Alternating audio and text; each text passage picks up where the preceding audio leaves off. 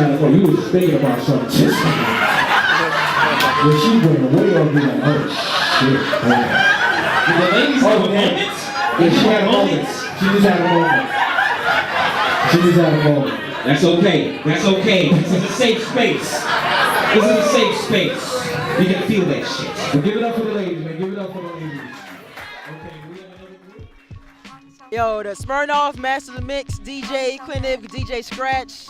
Like, I'm speechless, off the chain, wonderful event. Yo, as a DJ myself, you grow up looking up to DJ Scratch, you know, what he did for EPMD, LL Cool J, you know, his tricks, you know, Friday the 13th, I'ma play Jason. To have him come out and, like, give you one-on-one, like, advice, give you tips, like, you step up to the plate, you know, it's kind of nervous. You see, I'm shaking right now talking about it because it's just so exciting for...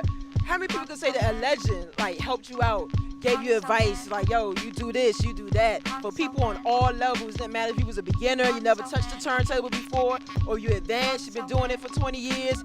He helped you no matter what level it was. I mean, it's like hip-hop in a chair. And you don't stop. It's hip-hop in person form right now. And you don't stop. This is DJ Stylist with DJ Scratch, Master of the Mix 2010 champion. He's on his triumphant Champions Tour right now, going Victory from city tour. to city, Yeah, representing man. with his limited edition Smirnoff bottle. In stores now, they're in stores. So you're pretty much ready to take the whole thing.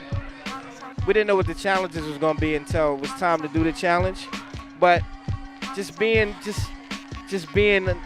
a real DJ, man. It's just about being a professional, being ready to just do whatever it takes. Because I couldn't prep for anything. None of us could, you know what I'm saying? But just my preparation of 25 years of DJing in house parties, DJing skating rinks, playing disco, you know what I mean? DJing in reggae clubs. And of course hip hop, it just that prepped me for just taking that show, you know what I mean? You have platinum plaques. You've toured the world. You've been a part of a groundbreaking, pioneering hip-hop group. You've won DJ battles. How does this, you know, this most recent accolade, like, fit in your career and your brand? How do you feel about it? Because you've done a lot. So how does this fit in? It wasn't just, you know, for me personally, a big win. It was a big win for the DJ culture. And that's why I did it, you know what I mean? Because you don't see no DJing on TV.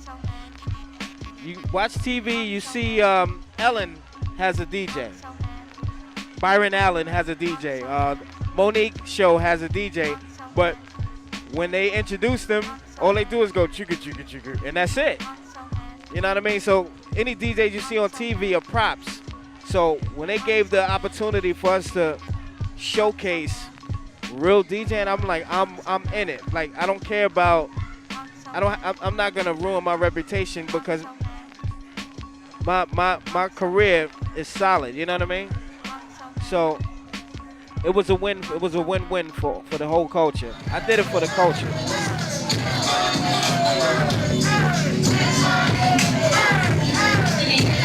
Okay, ladies, we'll get up to the front. All the ladies come up front.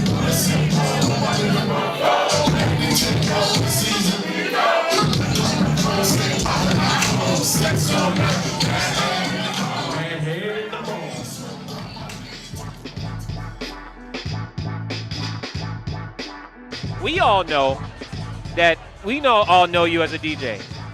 But there's so many people who are like, I didn't know Just Blaze DJs. Right. As someone who has platinum plaques, you know, whose name is a brand at the beginning of records, at this point in your career, what does DJing mean to you now? It's the foundation of everything. You know, I mean, as a kid, I played a little keys, messed around with the drums a little bit, but it was DJing that really taught me the foundations of everything that I know today. When people always ask me, you know, young kids and aspiring producers always ask me, I want to start producing, what should I do first? I tell them, learn to DJ. Don't even touch a keyboard for at least a year. Learn to DJ and learn how music is built, the structure, the feel, the things that make a crowd go up, the things that take a crowd down. because music is part of taking people on a journey, just like DJing a night at a party is. You know, and you can do that with one song. Even just simple things as far as learning how to count bars and beats, set up your intros. DJs always say to me, yo, I love cutting up the beginning of your records. Why is that? And I'm like, because I set them up for DJs to cut up. You know, from the way Flip starts out with just the drums and the clap for me, mommy, or the you don't know, turn my music high, high, high. And DJs love to juggle stuff like that up. I do that for a reason. Not even consciously. It's just me, when I'm mixing my records after they're done, I always set my intros up for the purpose of DJs being able to get busy with them. And that's the reason why I place my name the way I do. You got some producers who tag their records, they don't do it rhythmically. It's just there, which is cool. It's an element that you can use when you're flipping the record.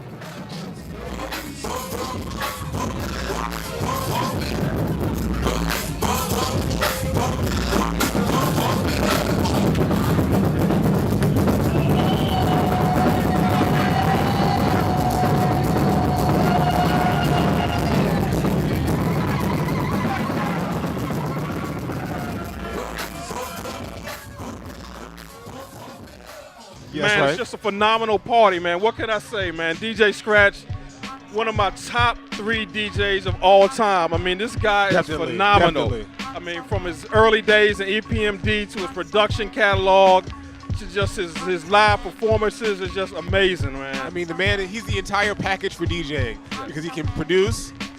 He's a championship caliber battle DJ, and he can rock a party. And you know how hard it is to be all 3 of those things in one dude? Right. It's amazing. A lot of times I think people kind of frown upon any DJ who shows that type of skill to drop the learning curve, to let anybody get in and get on. Right.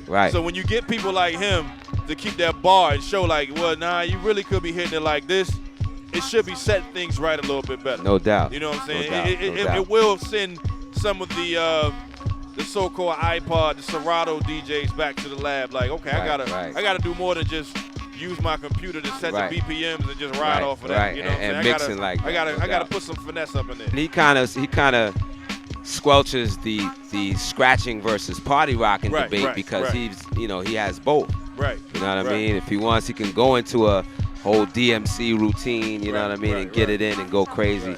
And then he could just flip it and just rock the party. Say one more thing real quick. Speaking, since he opened up, a lot of DJs, man, when they open up for a headlining DJ, they don't respect the headlining DJ and they just play everything. They want to play all the hot. You can't play music, 1 o'clock records at 10 o'clock. Exactly. And I gained that. I already respected you, but you got a whole nother level of respect from me just by the way you played. Because a lot of DJs don't understand, man. You can still rock a party without playing all of the other hit records. It's like, like how can you DJ a party and not play Just Blaze joints? It's hard not to play Just Blaze records, but if you know how to rock, you can stay away from that and you know what I'm saying? You can stay away from his joints so when he get on, he can perform at his high level and still rock. You know what I mean? So like how you open up for me and I open up for Just Blaze. Then he got on, played all his records, everybody heard him for the first time, and that's how you do it. So DJs who don't respect that, we call them sucker DJs. You know what I mean? Sucker DJ's been around as long as there's been DJs. Sucker DJ syndrome, SDS. But yo, there you go. So he's always going to give you some jewels. All you aspiring DJs, take note. There's lessons to be learned, and you get them directly from this. And if you're lucky, he might come to your town and teach you himself. Yeah, the DJ Scratch Clinic. The Scratch Clinic is traveling, coming to a city near you, man. Oh wait, they can get up on Scratch Vision too. Yeah, exactly. ScratchVision.com. Bananas.